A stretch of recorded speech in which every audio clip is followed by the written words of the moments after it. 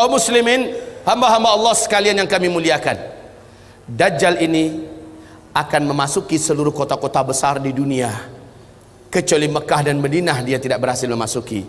Kedua kota ini, baik fisiknya tidak bisa masuk ke Mekah Madinah, baik ilmu kekuatan sihirnya dan magicnya tidak bisa masuk ke dalam Mekah dan Madinah. Makanya salah satu kata Nabi, kalau kamu ingin selamat, kamu dengar Dajjal sudah keluar, segeralah hijrah, larilah ke Mekah atau ke Madinah. Jika tidak mampu, ada 5 langkah lain yang diperintahkan Nabi agar selamat dari Dajjal la'natullah alaih. Kaum muslimin yang kami muliakan, Dajjal ini bukanlah makhluk raksasa tinggi besar. Saya waktu di Sydney, saya malu mendengarkan jawaban seorang ustaz kondang di TV, acara live, ditanyakan oleh jamaahnya, apakah itu Dajjal? Oh, katanya, Dajjal itu adalah makhluk yang sangat tinggi besar. Kalau dia masukkan kakinya ke samudra laut yang paling dalam hanya semata kakinya. Waduh. Kalau dia ngomong di timur, yang di barat mampu mendengar suaranya.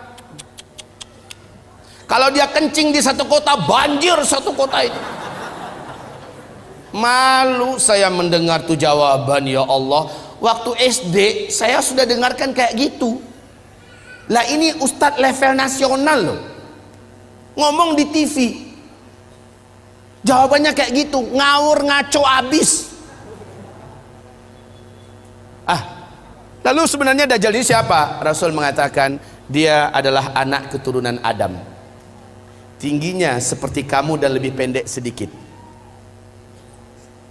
mukanya bulat, kedua bola matanya utuh ada, hanya yang sebelah kanan tertutup oleh lapisan dagingnya yang atas meleleh kemari menutupi, dan bagian tutupan ini lengket ke pipinya, dan ada bergelantungan macam jengger ayam sedikit, kayak dahak. Orang maaf ya, kayak orang kumpulkan dahak banyak-banyak lalu disemburkan ke mata orang ini lalu meleleh gitu. Seperti inilah melelehnya daging di atas. Ini akibat dukhan loh, akibat dukhan. Seluruh orang-orang kafir menjadi zombie-zombie berjalan, jelek-jelek semuanya. Baik kaum muslimin, kemudian kata Rasulullah, kedua bola matanya seperti mau keluar lepas dari tempatnya. Hanya karena ini sudah ketutup, nampak tonjolan itu jelas. Sementara matanya sebelah kiri sudah hampir lepas dari tempatnya. Warnanya hijau kaca. Warna kulitnya putih kemerah-merahan, putih pucat kemerah-merahan. Bibirnya tebal, rambutnya kribo. Rambutnya kribo. Di sela-sela rambutnya yang kribo muncul rambut-rambut lurus seperti ijuk. Lehernya agak sedikit panjang, lebih panjang daripada kita, sedikit lebih panjang.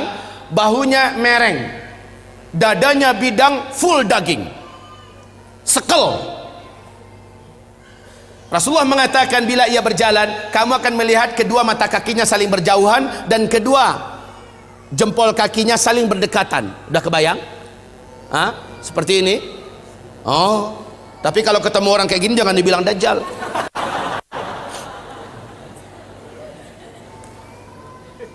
Orang biasa tapi jelek minta ampun, jelek abis. Kaum muslimin, kata Rasulullah berikutnya sallallahu alaihi wasallam,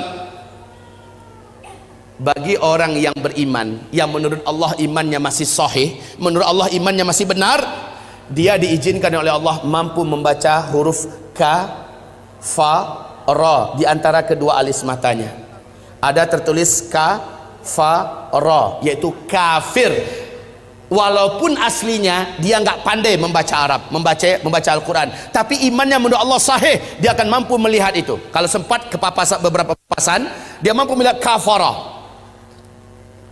Ibarat Allah yang kami muliakan, Rasulullah sallallahu alaihi wasallam bersabda, semua kemampuan yang jahat di bumi ini ada pada dia. Seluruh jin dan syaitan berkhidmat dan melayaninya, menjadi pengikutnya. Coba bayangkan, dukun mana di bumi ini yang sanggup menaklukkan seluruh jin dan setan? Sementara Dajjal dengan sukarela dan senang hati seluruh jin dan setan berkhidmat kepadanya dalam rangka, ya awas ya, di fase keempat ini adalah fase di mana setan jin dan setan manusia bersatu memperbanyak calon penghuni neraka. Di fase keempat ini, makanya ketika Dajjal muncul, ma baina khalqi Adam ila qiyamis sa'a fitnatun akbar minad Dajjal. Sejak bumi ini Allah ciptakan, sejak Adam Allah ciptakan sampai hari kiamat, tidak ada fitnah yang lebih dahsyat, tidak ada fitnah yang lebih hebat, tidak ada fitnah yang lebih berat melebihi fitnahnya Dajjal. Maka berlindunglah kamu kepada Allah dari fitnah Masih Dajjal. Wallahi, kata Nabi, kalau saya hidup, saya yang akan membela kamu paling di depan. Tapi jika saya sudah tidak ada, setiap kamu harus bela dan jaga dirinya masing-masing. Dajjal memiliki kekuatan sihir yang tidak terbatas. Dajjal memiliki kemampuan dan hipnotis magic yang sangat-sangat berat, sehingga tidak ada yang mampu melawan Dajjal. Tidak ada.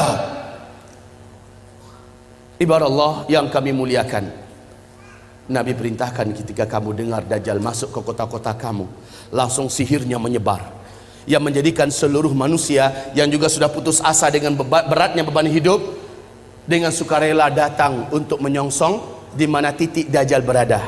Mereka berharap Dajjal bisa membagi-bagikan rezeki.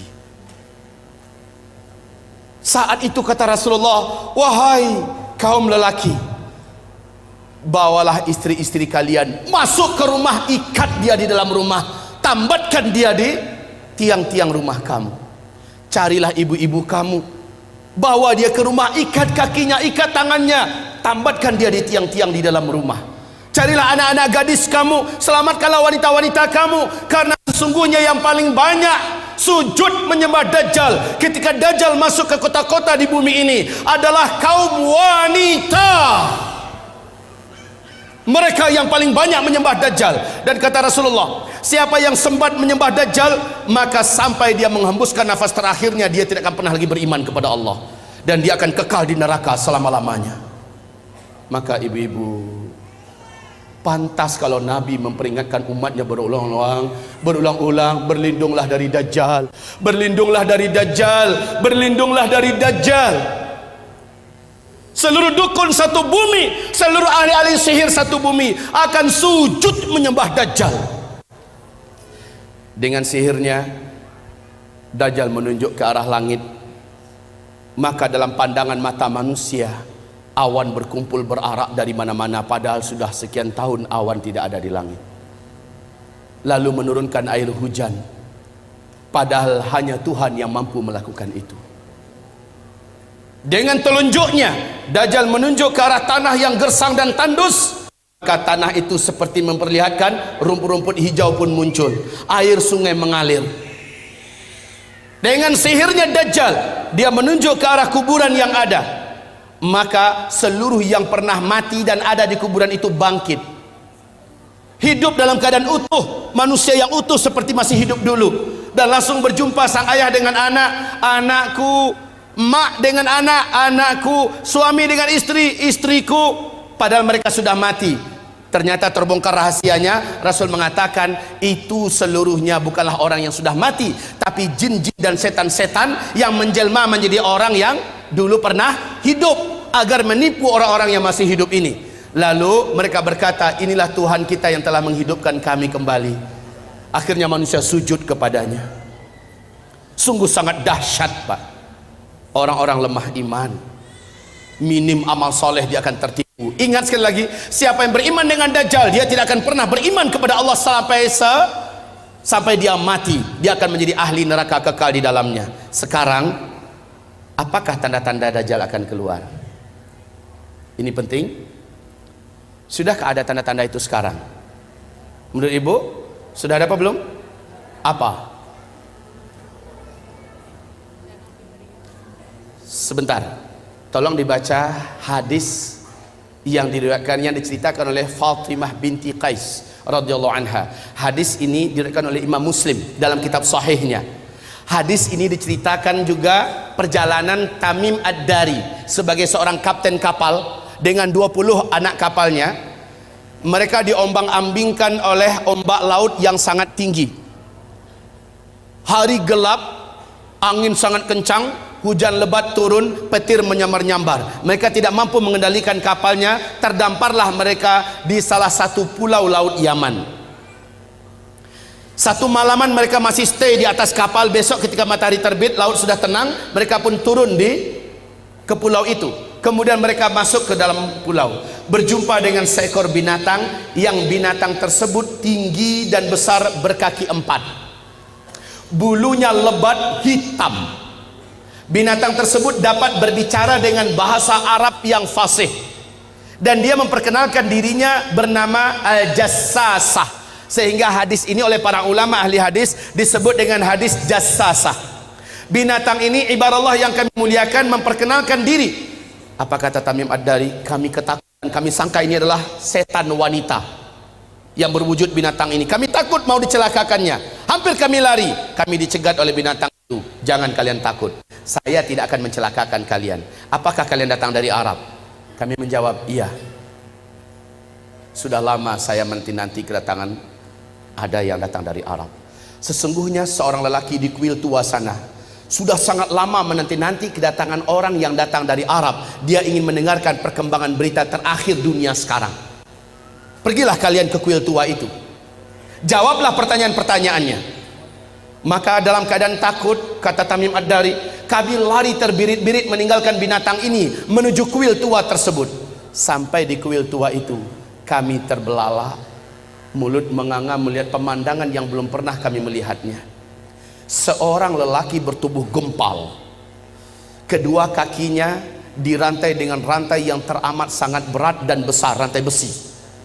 Laki-laki ini tergeletak di lantai. Rantai itu bersambung mengikat kedua tangannya. Rantai yang berat besar dari besi. Rantai tersebut menyambung mengikat ke membelenggu lehernya.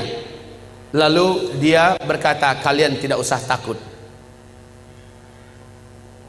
Apakah kalian datang dari Arab? Kami menjawab iya. Sudah lama saya menanti kedatangan kalian.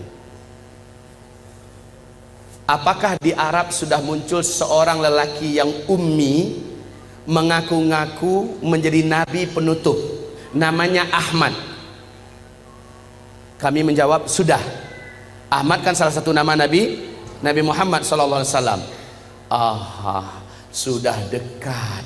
Jika begitu, waktunya sudah dekat. Apakah kalian beriman kepadanya? Tamim Ad-Dari menjawab, sebagian kami ada yang beriman kepadanya, sebagian lagi tidak. Sebaiknya kalian beriman, maka selamatlah kalian.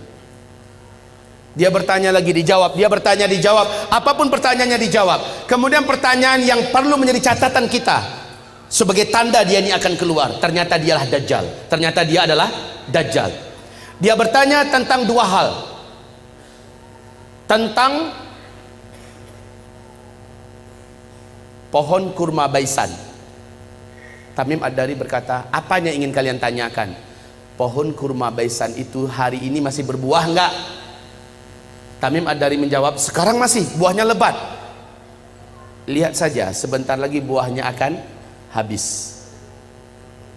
Dan tak lama setelah itu saya pun lepas. Dia bertanya tentang Danau Tiberias. Dia bertanya tentang Danau Tiberias. Kemudian dijawab. Mana? Dia bertanya tentang Danau Tiberias. Di manakah Danau Tiberias itu? Tahu? Lihat ini yang ada di lembaran yang ada di bawah.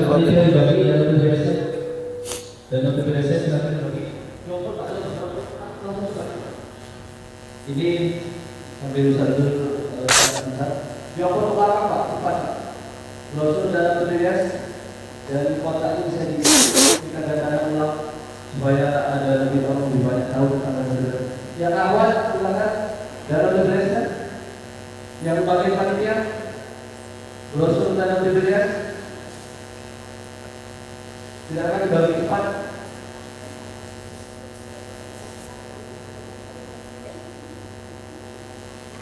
Ayo, waktunya kita tidak lama. Masih banyak penjelasan tentang akhir zaman. Silakan. Bantu, mohon dibantu. Terus dioper ke belakangnya. Yang sudah mendapat medali berlian.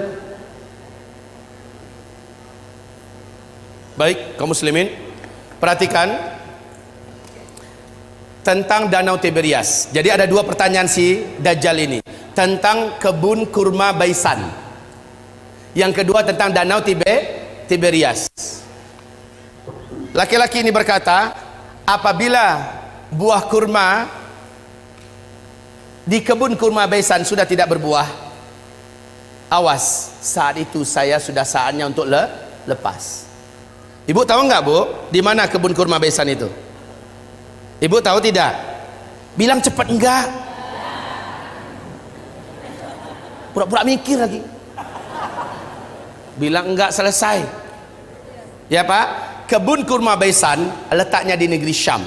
Kalau sekarang ini perbatasan antara Yordania dengan Palestina. Ketahuilah oleh Bapak Ibu semuanya dan bacalah la haula wala quwata illa billah. Bacalah inna lillahi wa inna ilaihi raji'un. Sudah beberapa tahun belakangan ini kebun kurma Baisan sudah tidak berbuah 100%. Batang-batangnya pun cenderung kepada mati dan lapuk. Ini yang pertama. Yang kedua, laki-laki yang terikat ini yang ternyata adalah Dajjal. Dia bertanya tentang Danau Tiberias. Lalu Tamim Ad-Dari berkata, apanya yang kau ingin tanyakan? Airnya, masih ada air nggak sekarang?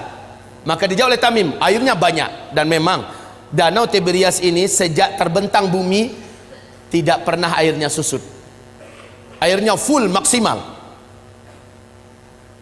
Lalu apa kata laki-laki yang terikat itu?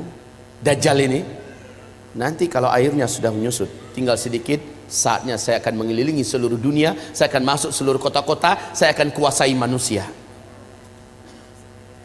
Untuk Bapak Ibu ketahui seluruhnya, sejak tahun 2003 terjadi penyusutan.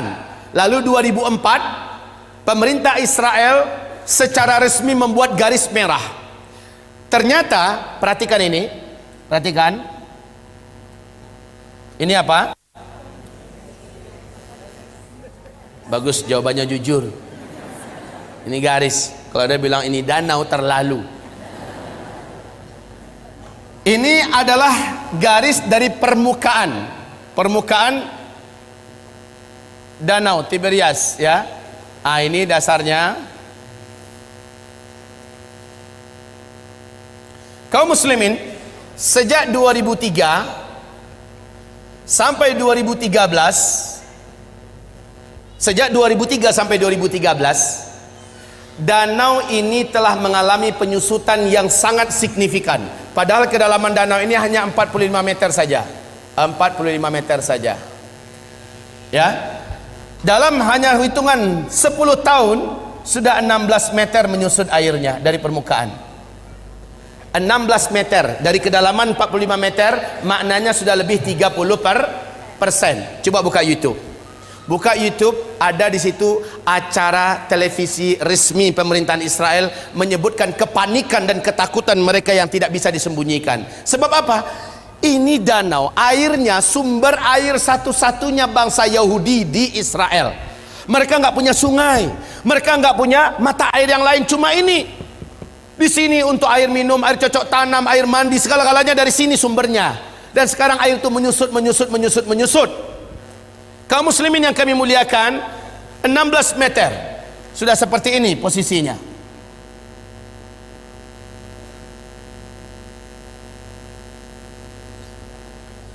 Tahun 2015 akhir 2015, bahagian yang paling menonjol dari danau ini sudah muncul seperti pulau-pulau kecil. Kelihatan seperti pulau-pulau kecil di atas permukaan danau.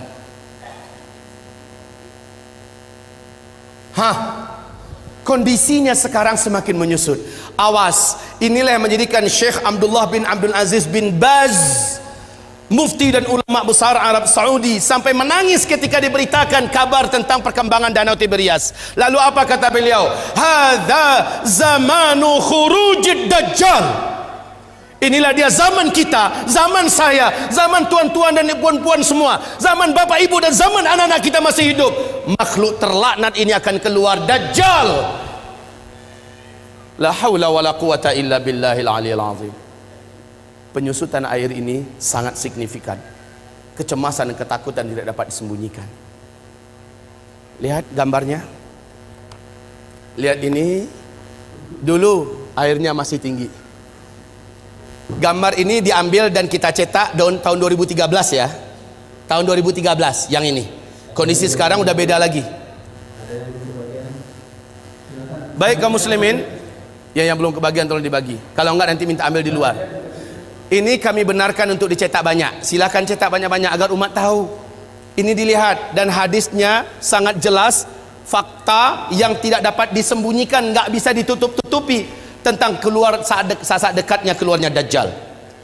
Bapak Ibu, nanti itu ada kotak yang berjalan dari Yamimah, jadikan sajalah sebagai infak Bapak sebuat memperbanyak ini kembali dan juga membantu operasional dakwahnya Yamimah. Baik kaum muslimin yang kami muliakan, kita lanjutkan. Lihat kondisi-kondisi yang ada di situ.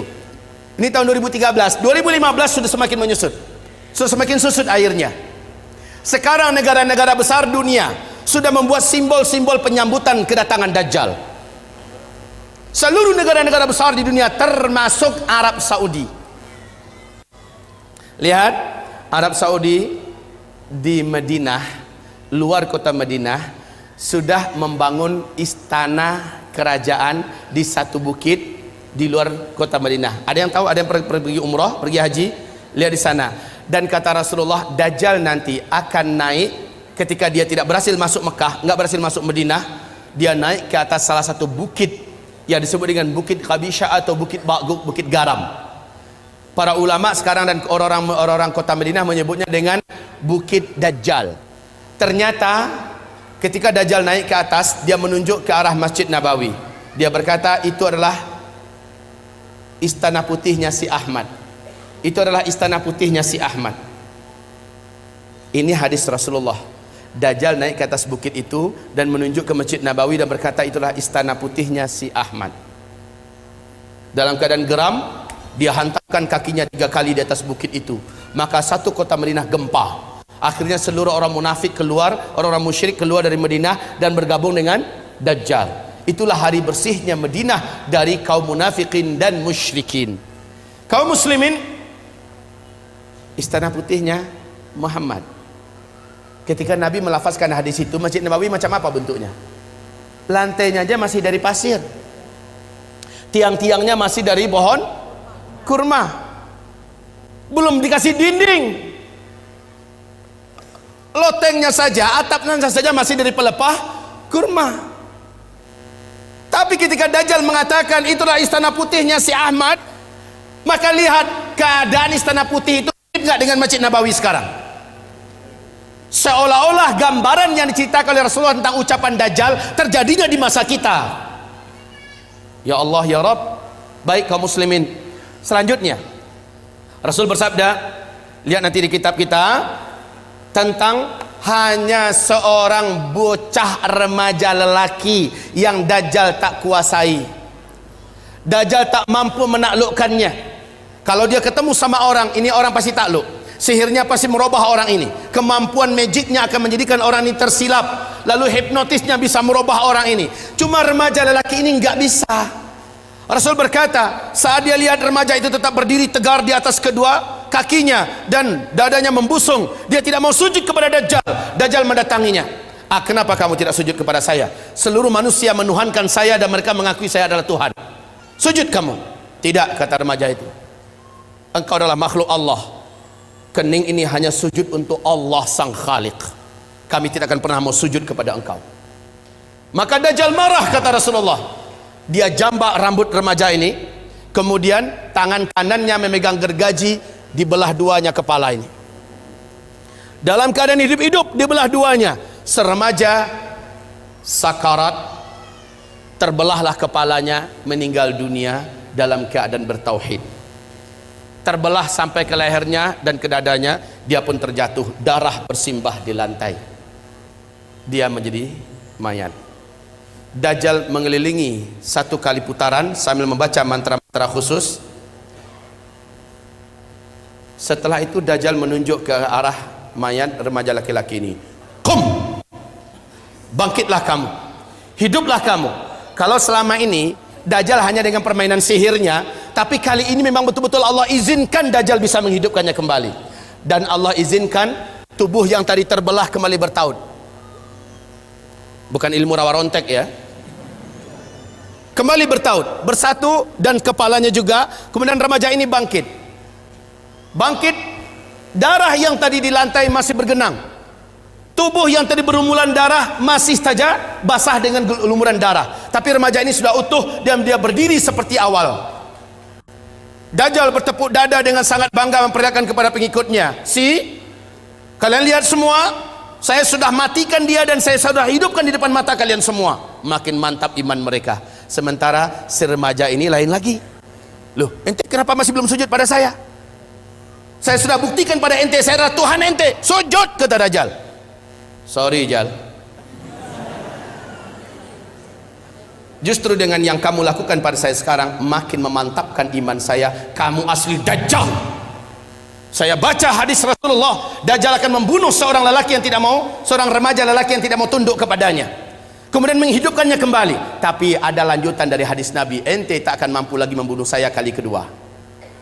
Dan sejak hari ini ente tak akan mampu membunuh siapapun saja manusia. Kemampuan ente sudah diangkat oleh Allah. Hai manusia, sadarlah kalian, ini Dajjal. Dajjal marah, ingin membunuhnya kembali, memang hilang kemampuannya.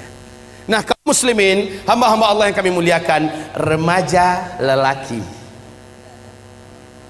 Remaja lelaki. Dalam ilmu sosial, hitungan remaja itu usianya, ilmu sosial loh ya, belasan tahun Pak. 12, 13, 14, 15, 16. Ada yang berselisih di usia 17. Ini usia remaja dalam hitungan ilmu sosial. Bapak Ibu dengar tidak berita yang mengguncang dunia Arab, sampai seluruh TV-TV Arab memuat berita ini yang masih ada di YouTube. Wawancara eksklusif yang disebarkan di televisi-televisi Arab, yang saya tonton langsung adalah di Qatar TV, bahwa masuk tahun ke-13 sekarang telah lahir seorang bocah atau bayi laki-laki di Palestina. Bayi ini dapat berbicara dengan bahasa Arab Fusha 1 kali sebaik dia baru saja keluar, baru saja lahir dia berbicara. Habis itu dia normal seperti bayi-bayi pada umumnya. Apa kata bayi laki-laki ini? Berbicara dengan bahasa Arab yang fasih. Dia berkata, tolong terjemahkan kalau ada yang tahu. Ana rajulun sayaqtuluni Dajjal wala yaqtulu ba'di ahadan abada au kama qala. Ada yang bisa menerjemahkan? Hah? Bilang saja enggak ya. Oke, sama-sama kita terjemahkan. Ana apa? Itu bisa. Rajulun, seorang lelaki, sayaqtuluni Dajjal, yang nanti akan dibunuh oleh Dajjal, wala yaqtulu ba'di ahadan abada, setelah saya Dajjal tak sanggup membunuh siapapun saja lagi selama-lamanya. Kemudian dia normal menjadi lelaki, bayi pada umumnya. Jika berita ini betul-betul terjadi, kalau beritanya benar, saya sudah menyaksikan sendiri di TV-TV Arab, pernah di YouTube juga masih ada disimpan, filenya masih bisa kita tonton Pak ya. Cuma jika berita ini benar, semakin menguatkan bahwa Dajjal memang sudah saatnya keluar.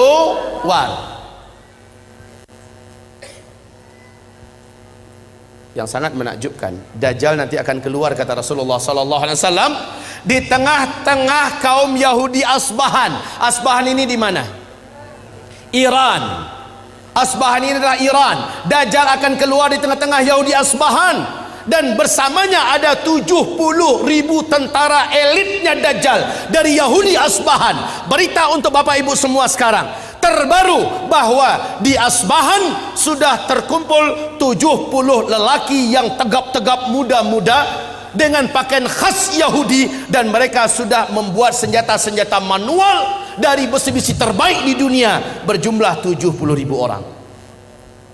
Kondisi ini makin menguatkan keyakinan kita memang Dajjal sudah sangat dekat. Oke, kalau berita tentang bayi yang di Palestina bisa jadi itu di karang-karang, anggaplah, walaupun ini Yang diwawancarai adalah tokoh-tokoh masyarakat Palestina, para masyayikh, syekh-syekh, orang-orang tua di sana. Ditanya mereka seluruhnya, mereka membenarkan kejadian itu, dan bayi ini disembunyikan, disimpan, dan sekarang usianya berarti sudah belasan tahun. Jika ini hak, jika ini benar, maka semakin menguatkan. Jika ini bohong, palsu, bisa jadi, ya, bisa jadi ini dikarang-karang. Tapi siapa yang dapat menyembunyikan fakta Danau Tiberias? Siapa yang dapat menyembunyikan dan menutupi fakta mengeringnya Danau Tiberias di Israel hari ini? Siapa yang dapat menyembunyikan fakta berhentinya berbuah kebun kurma Baisan yang selama ini tidak pernah berhenti berbuah? Hari ini sudah. Subhanallah.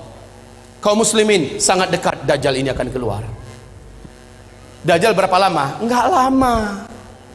Kata Rasulullah hanya 40 hari.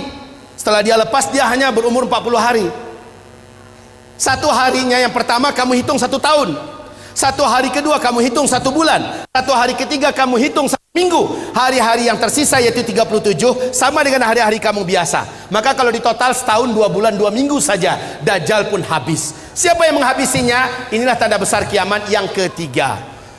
Jadi sangat dekat, ya. Dajjal itu hanya sebentar.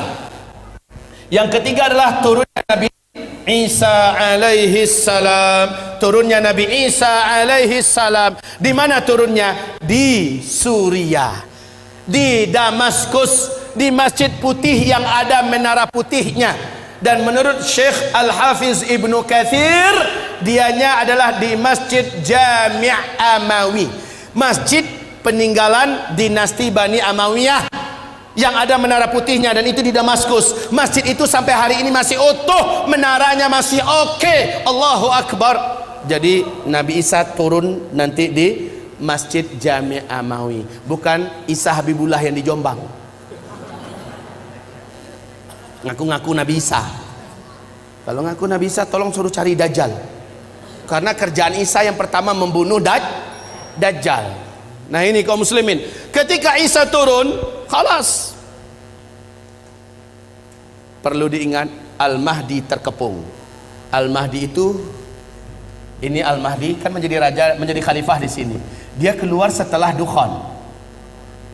Ini Al-Mahdi. Dari sini Al-Mahdi menyatukan dan memimpin seluruh umat Islam sedunia menghadapi hari-hari berat sampai dia ditolong dan dikuatkan oleh Isa alaihissalam. Lalu setelah melewati fase tanda besar kiamat yang keempat, masuklah masa-masa aman. Al-Mahdi menjadi khalifah di sini.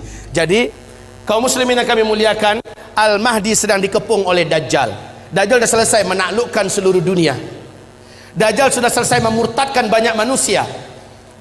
Dajjal ibadallah yang mengepung Al-Mahdi. Al-Mahdi sudah berhari-hari dengan orang-orang beriman terkepung. Dajjal dengan bala tentaranya di luar dah siap untuk mencincang Al-Mahdi dan orang-orang beriman yang ada bersama Al-Mahdi. Isa turun di waktu subuh. Saat itu kumandang azan dan udah qomat. Al-Mahdi maju ke depan. Tiba-tiba seluruh mata tertatap ke arah langit. Satu titik cahaya yang indah turun. 2 malaikat dengan bersayap sedang turun di tengah-tengahnya Nabi Isa, dan Nabi Isa meletakkan kedua telapak tangannya di atas bahu masing-masing. Turun dengan indahnya. Rambut Isa sebahu panjangnya, seperti orang baru mandi basah. Menetes-netes kelihatan, wajahnya sangat rupawan dan sangat membuat orang jatuh cinta. Isa sangat indah. Turun. Ketika Isa turun, 2 malaikat kembali naik. Al-Mahdi langsung mundur mempersilahkan Nabi Isa untuk menjadi imam sholat subuh. Isa menolak, tidak, iqamat tadi untuk engkau, sekarang adalah masanya engkau memimpin, saya hanya pendamping engkau. Majulah, imamlah. Al-Mahdi pun menjadi imam. Selepas sholat subuh, mereka berzikir. Saat matahari terbit, gerbang masjid dihancurkan oleh Dajjal. Dajjal dengan penuh sombong dan angkuh dengan bala tentaranya yang elit sudah siap untuk menghabisi orang beriman yang ada di dalam. Tapi sayang, yang paling ditakutkan oleh Dajjal sudah turun. Nabi Isa berdiri, langsung berhadap-hadapan 2 tokoh legendaris akhir zaman ini. Isa melihat Dajjal, Dajjal melihat kepada Isa, melulung Dajjal di tempat.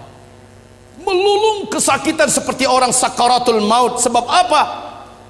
Ada kekuatan yang diberikan oleh Allah kepada Isa yang menyebabkan Dajjal tidak mampu bertahan. Dajjal meleleh, kata Rasulullah, seperti melelehnya garam yang dimasukkan ke dalam air yang panas. Wallahi, kata Rasulullah, kalau Dajjal bertahan di tempat berdirinya, pasti dia sudah akan menjadi cairan di lantai. Tapi Dajjal langsung lari dengan kekuatan yang dimilikinya, langsung menghilang. Tapi qadarullah, Isa Allah berikan kemampuan di atas Dajjal. Di mana saja Dajjal lari, kemana saja, Isa udah nunggu di situ. Hah? Mau kemana boy? Lari kemana saja udah ditunggu oleh Nabi Isa. Terakhir di pintu Lud, Dajjal dibunuh oleh Isa. Pintu Lud ini di Palestina, ya, di Palestina. Saat Dajjal muncul di pintu Lud di Palestina, saat itulah Isa menghunjamkan tombak yang ada di tangannya. Jeritan kematian Dajjal terdengar di santero bumi. Setelah itu darah Dajjal dinampakkan kepada Al-Mahdi dan orang beriman serta orang Yahudi melihat Isa mengangkat tombak itu tinggi-tinggi. Dajjal sudah mampus. Orang beriman bertakbir, Allahu Akbar, Allahu Akbar. Orang Yahudi yang ada lepaskan senjata-senjata mereka. Seluruhnya udah senjata manual ya. Ingat, saat kejadian Dukhon sampai ke sini sudah manusia udah nggak ada teknologi. Orang udah kembali kepada zaman manual. Baik kaum muslimin yang kami muliakan, akhirnya Yahudi lari kemana-mana, sembunyi menyelamatkan nyawa di mana-mana. Alam ketika itu sudah Allah izinkan berbicara. Lobang tempat Yahudi bersembunyi berbicara, hai muslim, sini ada Yahudi sembunyi di dalam lobang saya nih, sini tangkap dia, uktulhu, bunuh dia. Kalau kata orang Curug Bengkulu, konoh. Kalau kata orang Minang, dabiahnya, habisin. Sembunyi di balik tembok, tembok bicara, beritahu di mana orang Yahudi. Sembunyi di balik pohon, pohon bicara, ya muslim ta'al hadza yahudiyun warai ta'ala faqtulhu, bunuh dia. Illal gharqad, kecuali pohon gharqad, fa innaha syajarul yahud, sesungguhnya gharqad adalah pohonnya Yahudi. Hanya pohon gharqad yang diam. Ternyata lebih 12 tahun yang lalu, hampir masuk tahun ke-13 sekarang, Rabi-rabi Yahudi telah mewajibkan Perdana Menteri yang menjabat Perdana Menteri di Israel wajib menanam pohon gharqad. 2 juta batang pohon star dimulai ditanam di Israel. Hari ini pohon-pohon gharqad sudah setinggi 16 meter, 14 meter. Masya Allah, udah siap untuk melindungi orang ya Yahudi. Lah masalahnya hadisnya kan udah bocor duluan. Orang beriman kan dah tahu kemana Yahudi sembunyi terakhir, ya kan? Mereka tinggal bawa senjata ke kebun pohon gharqad. Lihat, ada kutu satu sembunyi. Ceklek mati. Kemana-mana sembunyi Yahudi, pap, pap, habis Yahudi, habis. Isa langsung mengumumkan salib adalah batil. Maka orang-orang Nasrani berbondong-bondong masuk Islam. Terjadilah tanda besar kiamat yang keempat. Langsung lepasnya bangsa paling kejam, paling buas, paling brutal, paling jahat tak terkalahkan, dan jumlah mereka menyelimuti seluruh permukaan bumi, Ya'juj dan Ma'juj. Jumlah mereka kata Rasulullah dalam 1000 manusia. Apa? Aduh, mau lepas jantung saya. 10 menit lagi. Ini sambung part yang kedua atau waktu kapan? Ini waktunya 30 menit lagi. Ini memang benar Bapak Ibu, ini baru setengah sesi baru setengah, ya. Nggak terasa udah hampir 2 jam kan? Tapi kalau ada punya helikopter boleh antar satu tempat. Baik Bapak Ibu yang kami muliakan, kita lanjutkan. Kita nikmati yang 10 menit ini. Gimana Pak? Tinggal waktunya 10 menit, mungkin sambil tanya jawab. Langsung tanya jawab atau proses? Nggak usah. Ya. Bu, jangan marah ke saya Bu. Di Bandung ini pesawat satu-satunya hanya jam 12 lewat 55 ke Padang. Ya. Masih lama. Iya. Pas jam 12 saja lah saya pulang ya. Ya. Habis itu kata Ustaz Rijal, pakai helikopter antarin saya pulang. Baik. Kita teruskan. Baik hamba-hamba Allah, ini menandakan akan ada pertemuan kedua. Ini menandakan akan ada pertemuan kedua, insyaallah. Mari kita lanjutkan. Sebentar, kita nikmati yang 10 menit nih. Ayo fokus, kembali fokus. Baik. Kaum muslimin yang kami muliakan, Ya'juj dan Ma'juj ini jumlahnya kata Rasulullah, seluruh daratan gurun Sahara dan tanah yang seluas-luasnya di Jazirah Arab, di negeri Syam, Khurasan, ya, seluruhnya akan tertutupi oleh banyaknya jumlah Ya'juj dan Ma'juj. Ya'juj Ma'juj ini adalah anak cucu Adam juga, manusia, tetapi yang ditaklukkan oleh Iskandar atau disebut dengan Dzulqarnain, Iskandar yang agung. Kaum muslimin, setiap 1000 manusia jumlah mereka 999 orang. Satunya adalah kamu. Saking banyaknya sehingga Allah mengatakan, hai Isa, hari ini tidak ada yang mampu mengalahkan Ya'juj dan Ma'juj. Bawalah hamba-hambaku bersamamu, bawalah mereka lari ke atas gunung Tursina. Saat orang-orang beriman bersama Nabi Isa Al-Mahdi sampai di atas gunung Tursina, apa yang terjadi berikutnya? La haula wala quwata illa billah. Allah gaibkan mereka dari jangkauan Ya'juj dan Ma'juj, sebagaimana selama ini Ya'juj dan Ma'juj digaibkan oleh Allah sehingga tidak mampu menembus kehidupan sebelum waktunya. Kaum muslimin yang kami muliakan, singkatnya Allah yang hancurkan Ya'juj dan Ma'juj.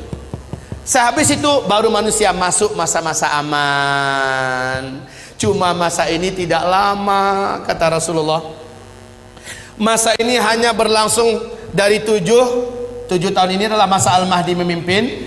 8 atau tahun ke-9-nya Al-Qahtani. Berarti maksimal hanya 9 tahun saja masa-masa aman ini. Khilafah tegak itu nggak lama, nggak pakai ribuan tahun lagi, nggak pakai ratusan tahun, tapi hanya paling lama 9 tahun. Di sini jumlah laki-laki 1 berbanding 50 wanita. Kemana perginya kaum laki-laki? Di sini banyak Allah cabut nyawa lelaki di muka bumi ini. Saat fase kelima yang nggak lama lagi ini, insya Allah jumlah laki 1 berbanding 50. Jangan macam-macam pikirannya, Pak. Poligami. Udah nggak kepikiran, percayalah. Yang pertama, bapak udah banyak nggak ada, ya. Yang kedua, saat itu kalaupun masih hidup, insya Allah pikiran bapak full memikirkan amal soleh dan ibadah yang kuat sekuat-kuatnya kepada Allah Subhanahu wa Ta'ala. Ibarat Allah yang kami muliakan, ini dah 10 tanda besar kiamat. Oh ya, yang ke-7 belum ya? Ini Ya'juj dan Ma'juj. Ya'juj dan Ma'juj. Saya singkatkan, di sini tanda besar kiamat yang kelima, yaitu matahari terbit dari sebelah barat. Kemudian yang keenam, keluarnya binatang raksasa dari dalam perut bumi yang Allah ceritakan dalam Al-Quran. Binatang ini Allah sebut dengan sebutan Dabbatul Ardi. Berkaki banyak, bertangan banyak, dapat berbicara dengan manusia, membawa cincin Nabi Sulaiman, tongkat Nabi Musa. Binatang ini muncul di 3 tempat yang berbeda di muka bumi di waktu yang berbeda-beda, memberi tanda kepada manusia yang masih hidup. Yang beriman akan dibuatnya bercahaya bersih wajahnya dan terang benderang. Sementara orang kafir dibuatnya wajahnya menjadi gelap, hitam dan buruk rupanya. Lalu binatang itu kembali tenggelam. Barulah setelah itu tanda besar kiamat yang ke-7, bertiup angin lembut kematian dari timur, atau dalam hadis Nabi mengatakan dari negeri Yaman, ya. Angin lembut kematian, saya singkat saja, ALK, angin lembut kematian. Yang wafat oleh angin ini hanyalah orang yang beriman saja. Walaupun imannya seujung kuku kata Nabi, dia hanya kenal dengan Allah dan percaya Allah itu ada, maka dia akan dijemput oleh angin ini. Saat dia tersentuh oleh angin tersebut, walaupun dia di dalam gua, walaupun dia di atas gunung, ada di lembah, ada di pulau, angin tersebut akan sampai ke sana. Saat terhirup olehnya angin itu, saat tersentuh dia oleh angin itu, dia pun tergeletak di tempat, meninggal di situ. Serentak satu muka bumi umat Nabi Muhammad meninggal dunia. Inilah tanda besar kiamat yang ke-7. Tanda besar kiamat yang ke-8, 9, 10, insya Allah sudah tidak ada lagi orang Islam yang menyaksikannya.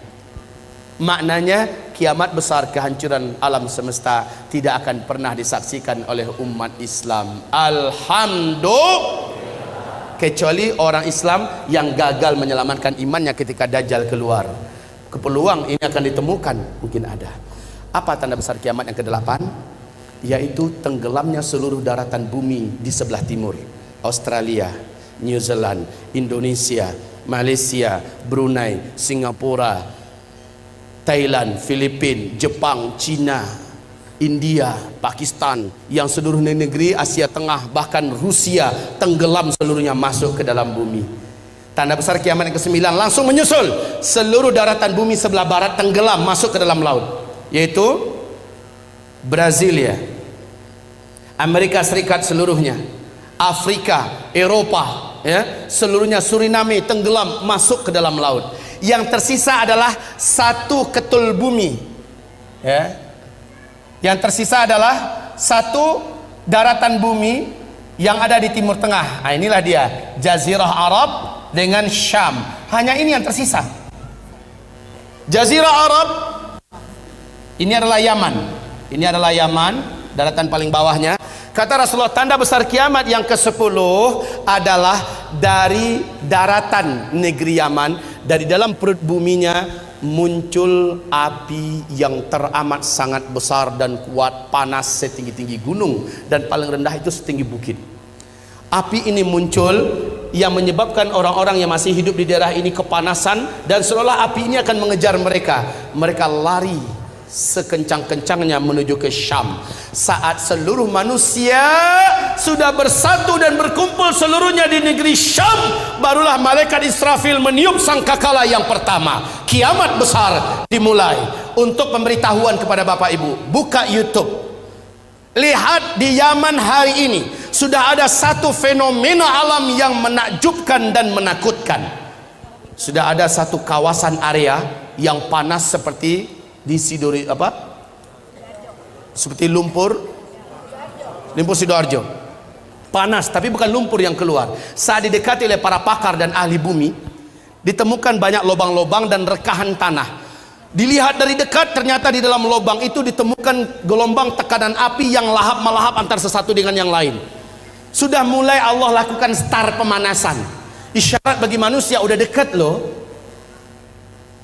Tanda ke-10 kiamat, tanda besar kiamat yang ke-10, sudah Allah nampakkan isyaratnya sekarang. Memang belum keluar apinya, tetapi sudah ditemukan sumber energi api itu, yang sampai hari ini belum dapat diputuskan berapa kekuatan daripada energi api yang ada dalam perut bumi di negeri Yaman, yang hari ini sudah mulai ditemukan. Kaum muslimin, sudah sangat dekat. Apabila ini saya sampaikan, karena waktunya sudah habis, apabila ini saya sampaikan, masih ada setengah lagi ya, masih ada setengah lagi. Dan ini yang terpenting, ini sengaja saya kosongkan, padahal disinilah uraian yang paling strategis. Inilah yang paling inti. Saya berharap jika umur kita tidak panjang, ini ada kaset di luar, bisa dilihat. Kemudian jika tidak ada, di YouTube, tulis saja nama saya Zulkifli Muhammad Ali. Tapi ya, sengatan dan energi yang mengalir ketika mendengar langsung macam ini beda dengan nonton YouTube. Setidaknya saya bersyukur pada Allah, sudah banyak yang Allah turunkan hidayah ke hatinya selepas mendengarkan ini. Sudah banyak yang mengalami perubahan, baik remaja, lelaki, wanita, tua, muda, banyak yang telah diberi oleh Allah hidayah. Kaum muslimin, saya menyampaikan ini bukan untuk membuat semangat hidup Bapak Ibu jadi kendor, pulang-pulang udah kayak gini bahunya. Bukan, saya ingin setelah mendengarkan ini bersikaplah seperti para sahabat. Sahabat setelah mendengarkan uraian akhir zaman dari Rasulullah, mereka bersikap sangat menakjubkan. Kalau begitu, waktu sudah tidak lama lagi tersedia. Umur saya yang ada juga sudah tidak lama lagi ada. Maka dengan waktu yang masih hidup ini, keadaan yang masih aman ini, saya akan pastikan saya harus banyak amalnya. Harus berat timbangan amal soleh saya di akhirat. Apalagi Bapak Ibu yang akan menghadapi huru hara yang teramat sangat berat. Orang yang beriman yang amal solehnya banyak loh yang akan selamat ketika Dajjal keluar. Hanya orang beriman yang amal solehnya yang kuat yang akan diselamatkan oleh Allah. Ketika dukhon terjadi, hanya orang beriman yang beramal soleh lah yang diselamatkan oleh Allah Subhanahu Wa Taala. Banyak petaka-petaka menjelang ini yang belum saya uraikan sekarang. Hanya orang beriman yang beramal soleh. Wahai tuan-tuan yang mulia, wahai Bapak Ibu sekalian yang saya cintai, mendengarkan uraian ini bertekadlah saya harus berubah. Saya harus menjadi lelaki yang lebih soleh, suami yang lebih bertanggung jawab, orang bekerja yang lebih jujur dan lebih amanah. Jangan sampai mendengarkan pengajian ini langsung buat resign, surat pengunduran diri, mengingat, menimbang dan memutuskan. Jangan, justru dirubah. Semua yang dijalani dalam hidup ini teruskan, tapi mindsetnya dirubah. Hayya 'alas shalah. Dimanapun berada, jika Allah memanggil, kecilkan semua yang lain. menujulah ke masjid berjamaah salat 5 waktu. Al-Quran, akrabkan diri, bacalah Al-Quran. Kalau ketika Al-Qurannya ada, kalau tidak yang hafal di mulut, sering-seringkan membacanya. Hafalkan dari sekarang surat Al-Kahfi 10 ayat pertama atau 10 ayat terakhir, karena ayat ini menjadikan kita tidak mampu ditembus oleh Dajjal, baik sihirnya, kekuatannya, dan bahkan kita tidak akan nampak oleh Dajjal kalau kita membaca surah Al-Kahfi. Sebab Allah melindungi pemuda-pemuda Kahfi dari incaran dan kejaran penguasa zalim. Allah lindungi mereka, makanya dijadikan surah Al-Kahfi surat yang harus dihafal. Baik, dan seterusnya dan seterusnya. Insya Allah kita bertemu kembali. Semoga sahabat Yamimah bekerjasama dengan pengurusi DKM Masjid Istiqomah ini agar pertemuan kedua nanti bisa dilanjutkan. Bertekad hadir ya Bu ya? Bertekad hadir Pak? Apapun kegiatannya pastikan saya harus datang kembali, karena sesi kedua adalah ini yang paling menentukan. Inilah uraian sejati. Kalau tadi adalah pengantar, tetapi itu pun sudah bisa menggigit Bapak Ibu. Baik, demikian saja. Mohon maaf, saya minta maaf tidak bisa berumah tamah dengan Bapak Ibu saat sekarang ini. Ke depan jangan lagi jadwalnya di mana saya akan pulang hari itu ya. Baik, insya Allah saya siap. Umpamanya ke depan itu besok 2 hari 3 hari baru saya pulang, jadi bisa berlama-lama kita. Demikianlah dari saya. Nastaghfiruka ya Allah wa natubu ilaik. Buku ini senantiasa saya bawa kemanapun saya ceramah. Zikir akhir zaman, di dalamnya memuat dalil-dalil tentang kejadian-kejadian ini, baik dari ayat, dari hadis-hadis Nabi, dan yang paling penting dari kitab Zikir Akhir Zaman. Di dalam kitab ini memuat semua perlindungan-perlindungan yang diperintahkan Nabi. Ketika terjadi dukhan, kamu amalkan ini dan segera baca ini. Ketika keluar Dajjal, kan tadi ada 6 cara selamat dari Dajjal, ada di kitab kita Zikir Akhir Zaman. Sementara ensiklopedi akhir zaman khusus kitab ilmiah terlengkap, tetapi di dalamnya tidak ada tentang amalan-amalan perlindungan akhir zaman. Beda dengan di kitab Zikir Akhir Zaman. Sebagai rekomendasi saya buat umat, karena banyak Ustadz, bagaimana cara mendapatkan kitab ini, bagaimana cara mendapatkan, banyak pertanyaan begitu. Nah, mumpung ada, tolong didapatkan dan dibaca. Pertemuan berikutnya jadi enak insyaallah ta'ala.